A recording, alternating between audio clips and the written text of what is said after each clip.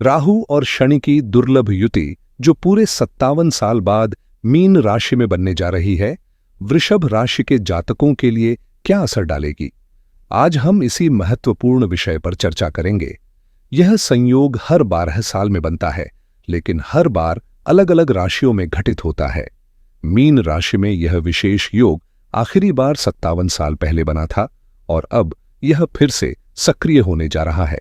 इस प्रभावशाली ग्रह संयोग की अवधि 29 मार्च 2025 की रात 9:45 से शुरू होकर 18 मई 2025 की रात 7:30 तक रहेगी।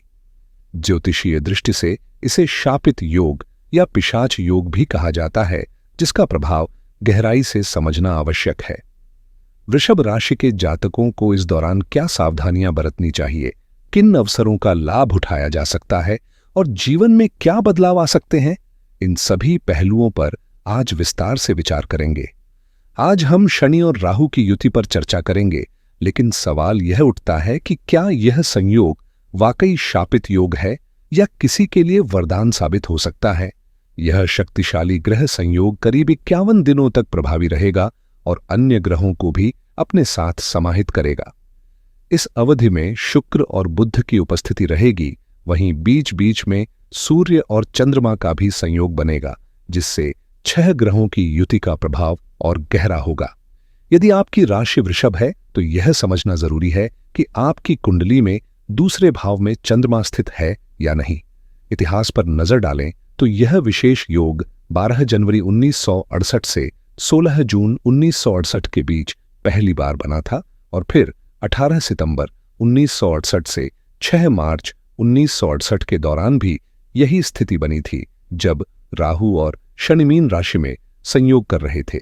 लगभग हर 12 साल में शनि और राहु की युति बनती है, लेकिन इस बार यह मीन राशि में दशकों बाद लौट रही है, जिससे इसका प्रभाव और अधिक गहरा हो सकता है। जब विभिन्न राशियों पर ग्रहों का प्रभाव पड़ता है तो उनकी कुंडली में बदलाव देखने को मिलता है। यदि आप अपनी चंद्र कुंडली का अवलोकन करें तो पाएंगे कि यह विशेष युति 11वें भाव में बनेगी। शनि, जो नवम और दशम भाव का स्वामी है, 29 मार्च को कुंभ राशि को छोड़कर मीन राशि में प्रवेश करेगा, जहां पहले से ही राहु स्थित है।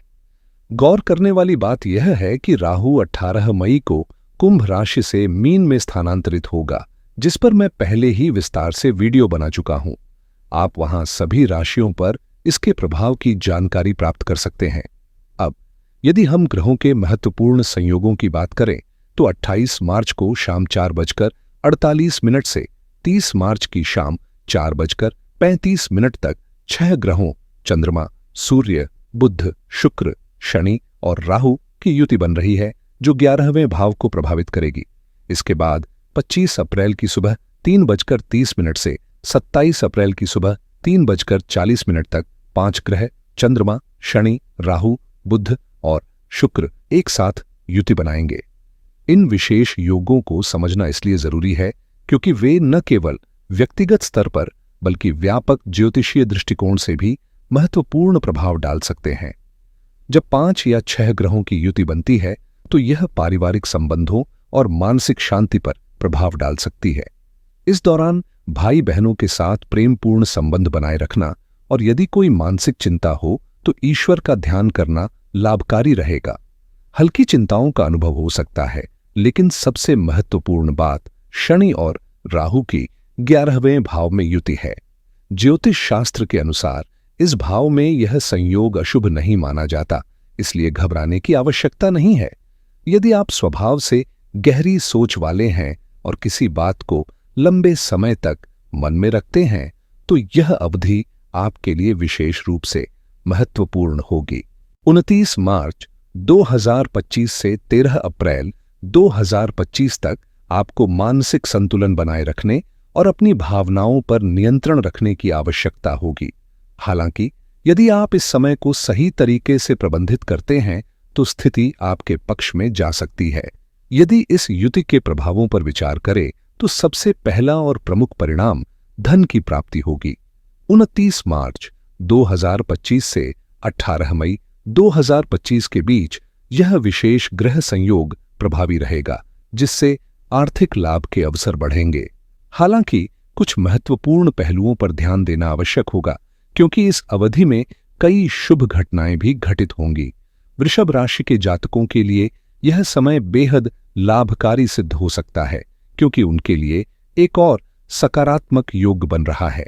अगर ज्योतिषीय दृष्टिकोण से देखें तो शुक्र 11वें भाव में प्रवेश करेगा और मीन राशि में इसे उच्च का माना जाता है। वहीं बुध भी इसी भाव में रहेगा जो मीन राशि में नीच का होता है, लेकिन ज्योतिष के अनुसार 11वें भाव में स्थित कोई भी ग्रह नकारात्मक प्रभाव नहीं डालता। इसलिए वृषभ राशि के लिए यह संयोग आर्थिक समृद्धि और नए अवसरों का संकेत दे रहा है, जिसे समझदारी से उपयोग में लाना फायदेमंद होगा। 11वें भाव में इतने ग्रहों की उपस्थिति निश्चित रूप से लाभदायक सिद्ध होगी, क्योंकि यह भाव लाभ, इच्छाओं की पूर्ति और आर्थिक समृद्धि से जुड़ा होता है। सबसे महत्वपूर्ण बात यह है कि इस भाव का स्वामी गुरु 15 मई तक लग्न में स्थित रहेगा, जो वृषभ राशि के जातकों के लिए अत्यधिक शुभ संकेत है। यदि आपकी चंद्र कुंडली में वृषभ राशि है या आपकी जन्म कुंडली वृषभ लग्न की है, तो भी यह समय लाभकारी रहेगा। हालांकि केवल लग्न देखना पर्याप्त नहीं है, राशि का आकलन भी आवश्यक है। यदि किसी व्यक्ति की कुंडली में वृषभ लग्न और राशि दोनों वृषभ हैं, तो यह संयोग और अधिक अनुकूल परिणाम लाएगा। इस युति का प्रभाव विशेष रूप से चंद्र कुंडली के आधार पर आंका जाता है, और इस दृष्टिकोण से देखें तो यह गोचर निश्चित रूप से धन आगमन और समृद्धि का संकेत देता है। यदि आपने किसी से पुराना उधार लिया हुआ धन मांगना है या किसी अधूरे भुगतान की प्रतीक्षा कर रहे हैं, तो इस अवधि में उसके वापस मिलने की प्रबल संभावना बन रही है।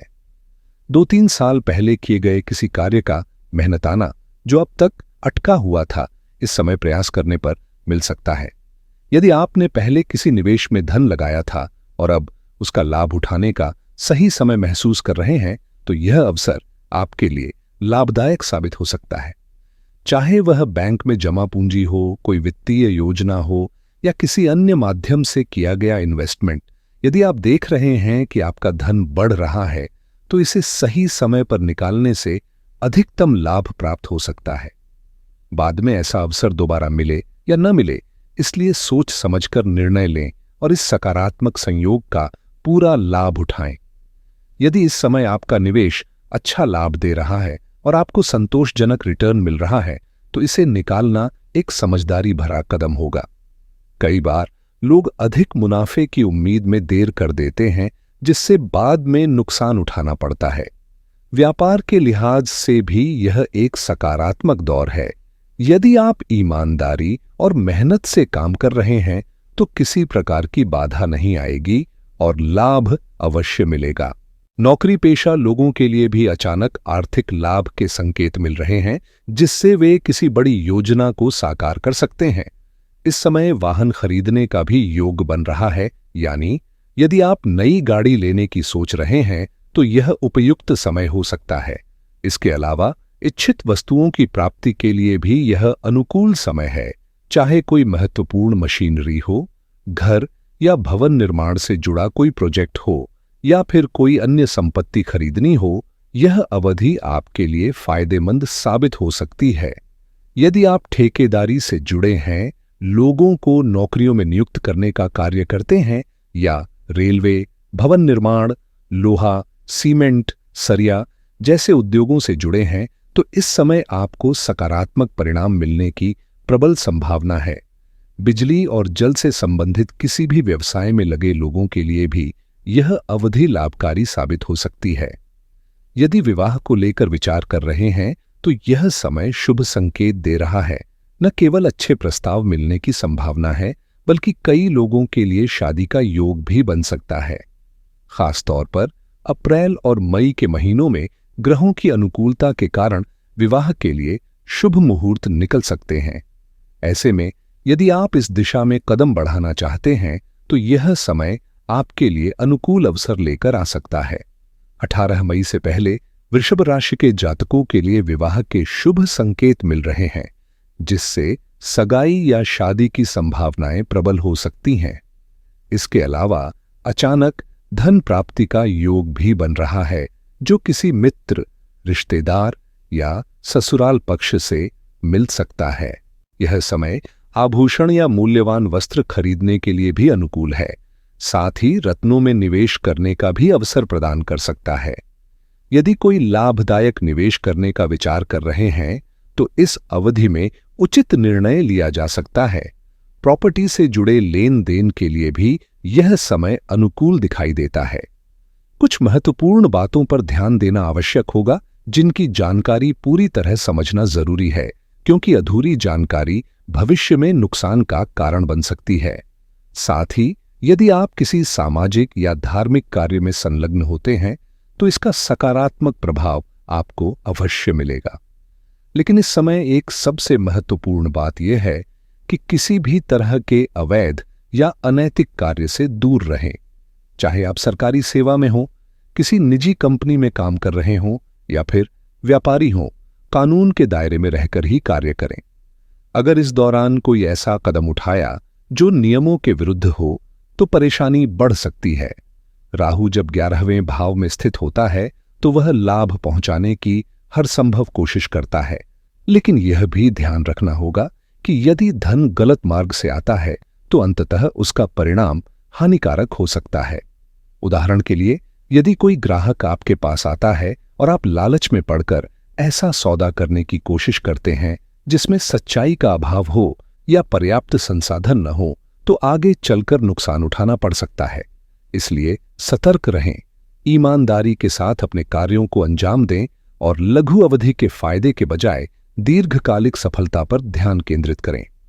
अगर आपने किसी को गलत वस्तु बेची या ईमानदारी से काम नहीं किया तो आगे चलकर इसका नुकसान उठाना पड़ सकता है। यदि आप व्यापारी हैं तो इस समय गुणवत्ता से समझौता किए बिना अच्छे उत्पाद ही दें, क्योंकि बेईमानी से तात्कालिक लाभ भले ही मिल जाए, लेकिन यह भविष्य में परेशानियों को जन्म दे सकता है।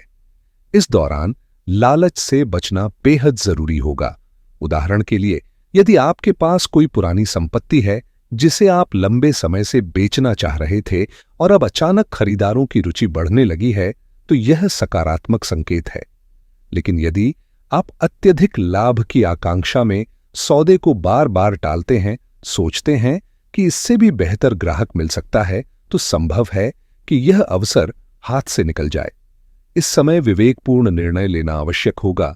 न तो जल्दबाजी करें और न ही अनावश्यक लालच में पड़ें, बल्कि संतुलित दृष्टिकोण अपनाकर सही समय पर सही निर्णय लें। यदि किसी संपत्ति या वस्तु की वास्तविक कीमत आपको पहले से ज्ञात है और आपको उचित मूल्य मिल रहा है, तो अत्यधिक लालच में पड़ने से बचें, वरना बाद में पछताना पड़ सकता है। संभव है कि अगले 51 दिनों के भीतर वह संपत्ति बिकने की संभावनाएं समाप्त हो जाएं और हाथ आया अवसर निकल जाए। पारिवारिक संबंधों में सामंजस्य बनाए रखना इस समय बेहद जरूरी होगा, खासकर भाई बहनों के साथ, क्योंकि छोटी छोटी बातों पर विवाद की संभावना बन सकती है। मित्रों और परिचितों के साथ व्यवहार में भी सतर्कता आवश्यक होगी, क्योंकि शनि और राहु की युति अप्रत्याशित धोखा दे सकती है। अनजान लोगों के साथ किसी भी तरह का लेन देन करने से बचना ही बेहतर होगा। इस समय पैतृक संपत्ति से लाभ मिलने के योग प्रबल है, विशेषकर यदि आप अपने पिता के साथ सम्मानजनक और प्रेमपूर्ण संवाद बनाए रखते हैं। भूमि, मकान या अन्य पारिवारिक संपत्तियों से लाभ प्राप्त होने की संभावनाएं बन रही हैं, बशर्ते आप सही समय पर सही निर्णय लें और रिश्तों में सौहार्द बनाए रखें। इस समय माता पिता के स्वास्थ्य को लेकर विशेष सतर्कता बरतें और संतान की शिक्षा व सेहत पर भी नजर बनाए रखें, क्योंकि ग्रहों की स्थिति इस समय संतान भाव को प्रभावित कर सकती है। मानसिक रूप से थोड़ा अस्थिरता और चिड़चिड़ापन महसूस हो सकता है, क्योंकि बुद्धि पर ग्रहों का प्रभाव रहेगा। पहले से ही वहां केतु स्थित है, जिसके विपरीत राहु रहेगा और इस पर शनि की दृष्टि भी पड़ेगी, जिससे मानसिक अशांति बढ़ सकती है। ऐसे में संयम और संतुलित विचारधारा अपनाना आवश्यक होगा। यदि आप छात्र हैं तो पढ़ाई को लेकर किसी भी प्रकार की लापरवाही से बचें, अन्यथा इसका नकारात्मक प्रभाव भविष्य पर पड़ सकता है। पढ़ाई में एकाग्रता बनाए रखने से अच्छे परिणाम प्राप्त होंगे। साथ ही बाहरी भोजन से दूरी बनाकर रखें, क्योंकि यह स्वास्थ्य पर विपरीत असर डाल सकता है। इस समय सेहत को प्राथमिकता देना आवश्यक है।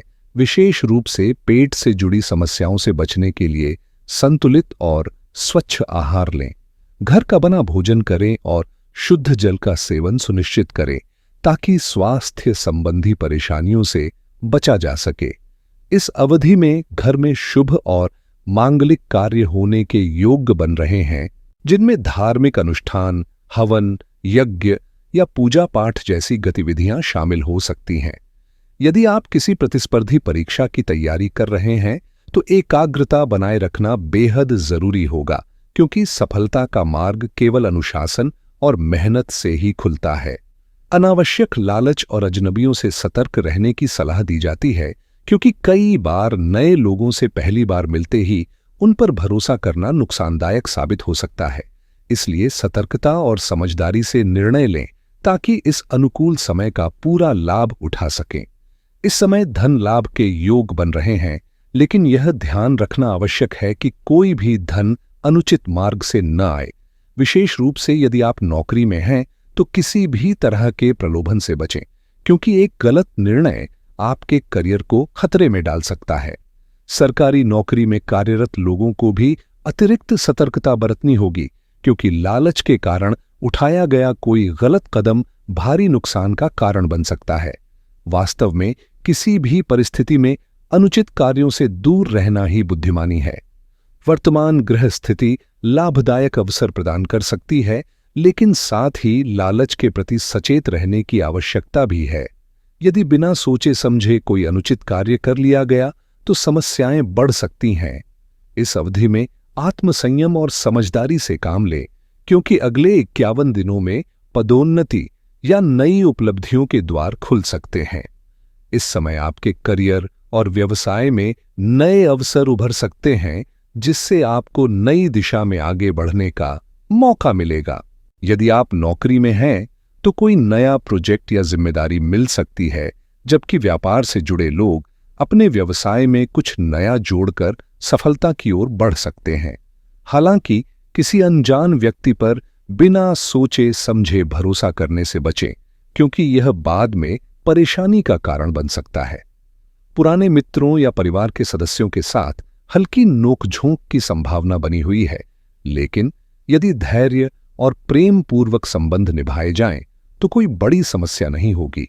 यह जरूरी नहीं कि हर व्यक्ति के रिश्तों में तनाव आए, लेकिन संभावनाओं को ध्यान में रखते हुए संयम और समझदारी से व्यवहार करना आपके लिए फायदेमंद रहेगा। मैं जो देख रहा हूं, वही साझा कर रहा हूं।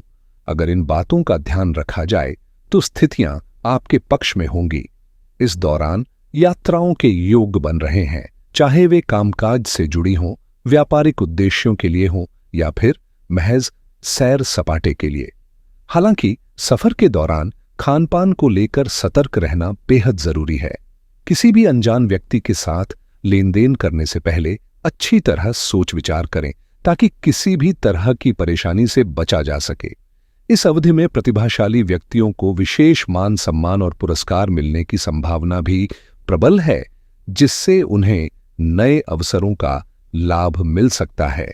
ज्योतिष के अनुसार 11वां भाव लाभ का स्थान माना जाता है, और यहां स्थित कोई भी ग्रह पूरी तरह अशुभ फल नहीं देता, बल्कि किसी न किसी रूप में सकारात्मक परिणाम अवश्य देता है।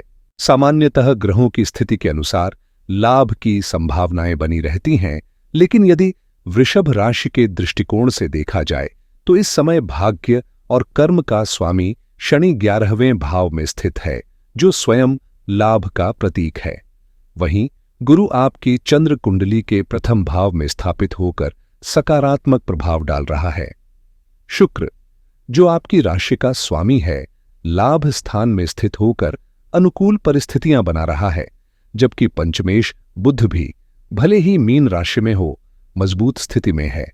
कुल मिलाकर ग्रहों की इस व्यवस्था से कई शुभ संयोग बनते दिख रहे हैं। हालांकि मंगल के कर्क राशि में गोचर करने से कुछ उतार चढ़ाव आ सकते हैं, खासकर दांपत्य जीवन में। यदि आप किसी साझेदारी में व्यापार कर रहे हैं, तो इस अवधि में सतर्क रहना आवश्यक होगा, क्योंकि कुछ अस्थिरता देखने को मिल सकती है। इस विषय पर विस्तार से चर्चा मैं एक अलग वीडियो में करूंगा, लेकिन फिलहाल अपनी साझेदारी और वैवाहिक जीवन पर विशेष ध्यान देना आपके लिए फायदेमंद रहेगा। यदि आप इस समय प्रेमपूर्वक और संयम से बातचीत करेंगे तो दिन सहजता से व्यतीत होंगे।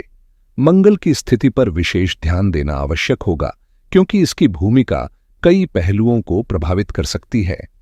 ज्योतिष शास्त्र में यह उल्लेख मिलता है कि शनि और राहु एक दूसरे के मित्र हैं, और जब वे गुरु की राशि में स्थित होते हैं तो उनका प्रभाव विशिष्ट होता है। वहीं गुरु और शनि भी आपस में शत्रु नहीं हैं, और राहु गुरु की युति को कई बार चांडाल योग कहा जाता है। हालांकि यह योग नकारात्मकता के साथ साथ कई लाभदायक अवसर भी प्रदान कर सकता है, लेकिन इसका पूरा प्रभाव कुंडली की संरचना, भावों की स्थिति और लग्न के अनुसार बदलता है। यह समझना जरूरी है कि यह योग किस राशि में बन रहा है और उसकी वास्तविक संभावनाएं क्या हैं, क्योंकि हर कुंडली की परिस्थिति अलग होती है और ग्रहों के संयोजन के आधार पर ही सटीक निष्कर्ष निकाला जा सकता है। यह एक महत्वपूर्ण विषय है जिसे गहराई से समझना आवश्यक है। उदाहरण के लिए, सूर्य और राहु एक दूसरे के शत्रु माने जाते हैं, और जब सिंह राशि, जो 5वें स्थान की स्वामी होती है, में गुरु विराजमान हो तो गुरु की स्थिति शुभ मानी जाती है। लेकिन यदि उसी स्थान पर राहु भी आकर बैठ जाए तो स्थिति बदल सकती है। सामान्यतः राहु और गुरु आपस में संभव रखते हैं, लेकिन जब राहु सूर्य की राशि में स्थित हो तो उसके प्रभाव में बदलाव आ जाता है, जिससे अशुभ फल मिलने की संभावनाएं बढ़ जाती हैं। इसके प्रभाव से न केवल उस भाव से जुड़े नकारात्मक परिणाम देखने को मिल सकते हैं, बल्कि संपूर्ण कुंडली पर भी असर पड़ सकता है। यह भी महत्वपूर्ण है कि लग्न की स्थिति क्या है, लग्नेश कौन सा ग्रह है, पंचम भाव का स्वामी कौन है और नवम भाव का स्वामी किस स्थिति में है। कुंडली का विश्लेषण केवल एक ग्रह की स्थिति से नहीं, बल्कि विभिन्न ग्रहों के आपसी संबंध, उनकी दृष्टि और भावों के आधार पर किया जाता है। यही कारण है कि ज्योतिष में गहराई से अध्ययन करना आवश्यक होता है, क्योंकि हर कुंडली अपने आप में विशिष्ट होती है और उसमें ग्रहों की स्थितियां भिन्न प्रभाव डाल सकती हैं।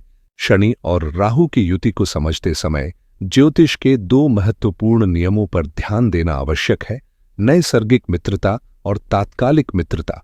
नैसर्गिक रूप से शनि और राहु मित्र ग्रह माने जाते हैं, लेकिन जब वे किसी कुंडली में एक साथ स्थित होते हैं तो उनकी तात्कालिक स्थिति बदल सकती है। उदाहरण के लिए, यदि किसी व्यक्ति की कुंडली में शनि और राहु एक ही भाव में स्थित हैं, तो भले ही वे नैसर्गिक रूप से मित्र हों, तात्कालिक रूप से वे शत्रु की भूमिका भी निभा सकते हैं। ज्योतिष शास्त्र के अनुसार जब कोई ग्रह अपने मित्र ग्रह के साथ होता है तो वह परिस्थिति के अनुसार कभी-कभी शत्रुता का भाव भी विकसित कर सकता है, जिससे फलित परिणाम मिश्रित या प्रतिकूल हो सकते हैं। इसलिए किसी कुंडली का विश्लेषण केवल ग्रहों की नैसर्गिक मित्रता से नहीं, बल्कि उनके तात्कालिक संबंधों, भावों की स्थिति और दृष्टियों के आधार पर किया जाना चाहिए, ताकि सही निष्कर्ष तक पहुंचा जा सके। यदि शनि और राहु एक साथ स्थित हों, भले ही उनके साथ शुक्र और बुध जैसे मित्र ग्रह भी हों, फिर भी तात्कालिक परिस्थितियों में ये ग्रह कभी-कभी शत्रुता का भाव भी उत्पन्न कर सकते हैं। हालांकि 11वें भाव में इनका प्रभाव आमतौर पर नकारात्मक नहीं माना जाता। अब यदि उपायों की बात करें तो सबसे पहले अपनी बुद्धि को संतुलित और सकारात्मक बनाए रखना आवश्यक है, क्योंकि इस समय मानसिक स्पष्टता और विवेक पर विशेष ध्यान देना होगा। किसी भी प्रकार की अनावश्यक चतुराई या लालच से बचना जरूरी है, क्योंकि यह वृषभ राशि के जातकों के लिए उल्टा प्रभाव डाल सकता है। अधिक चतुराई दिखाने या अत्यधिक होशियारी बरतने से अनावश्यक जटिलताएं खड़ी हो सकती हैं। इसलिए सहज और समझदारी भरी सोच बनाए रखें, सही निर्णय लें और नैतिकता से जुड़े रहें, ताकि इस ग्रह योग का लाभ अधिकतम रूप से प्राप्त हो सके। घर में स्वच्छता बनाए रखना न केवल आवश्यक है, बल्कि सकारात्मक ऊर्जा को भी आकर्षित करता है। विशेष रूप से राहु से जुड़े दोषों को कम करने के लिए घर को साफ सुथरा रखना अत्यंत लाभकारी माना गया है। इसलिए अपने वातावरण को शुद्ध और व्यवस्थित रखें। इसके अलावा भगवान शिव और हनुमान जी की आराधना करने से भी शुभ फल प्राप्त होते हैं। यदि नियमित पूजा संभव न हो तो कम से कम उनके दर्शन करें, हनुमान चालीसा या सुंदरकांड का पाठ करें और एयूएम नमः शिवाय मंत्र का जप करें। इन आध्यात्मिक उपायों से न केवल मानसिक शांति मिलेगी बल्कि ग्रहों के सकारात्मक प्रभाव भी बढ़ेंगे। यदि यह जानकारी उपयोगी लगी हो तो इसे दूसरों के साथ साझा करें और चैनल को सब्सक्राइब करना न भूलें। धन्यवाद।